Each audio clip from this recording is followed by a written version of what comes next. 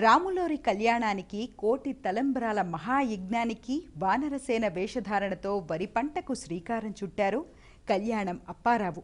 భద్రాచలంలోని సీతారాముల సన్నిధిలో వరి విత్తనాలకు ప్రత్యేక పూజలు చేసి కోటి తలంబ్రాలు పంట కోసం దివి నుంచి భువికి దిగివచ్చినట్టుగా దేవుళ్ల వేషధారణతో దుక్కి దున్ని విత్తనాలను రామనామస్మరణతో చల్లారు. వానర వేషధారణతో అట్టహాసంగా సాగిన ఈ కార్యక్రమాన్ని ఒకసారి వీక్షిద్దాం.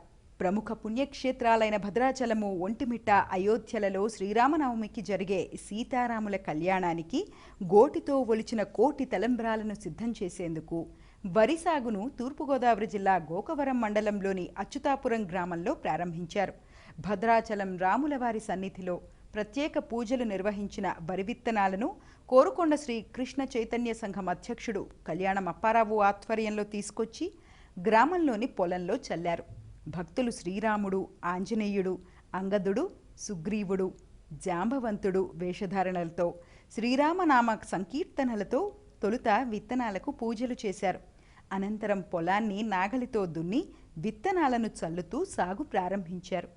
ఈ సందర్భంగా అప్పారావు మాట్లాడుతూ సీతారాముల కళ్యాణానికి ఏటా కోటి తలంబ్రాలను సిద్ధం చేస్తున్నామన్నారు. ఇక్కడ పండిన ధాన్యాన్ని వివిధ ప్రాంతాల్లోని భక్తులకు అందించి గోటితో ఒలిపిస్తామన్నారు. ప్రతి సంవత్సరం కూడా గోటితో కోటి తలంబ్రాలు ఒలిపించి భద్రాచలము, అయోధ్య, ఒంటిమిట్ట రామాలయానికి పంపిస్తూ ఉన్నాము. ప్రతి సంవత్సరం కూడా ఈ రాముడు, ఆంజనేయులు, అంగదుడు, జాంబవంతుడు, సుగ్రీవుడు వేషధారణతో చక్కగా దున్ని కోటి తలంబ్రాలు వేసి ఈ యొక్క వచ్చినటువంటి ధాన్యాన్ని పంపిస్తూ ఉన్నాము.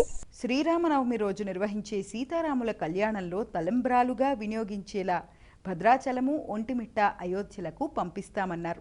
అందరూ కూడా ఈరోజు నాగల దున్ని వరి నారుమడిని సిద్ధం చేస్తున్నారు.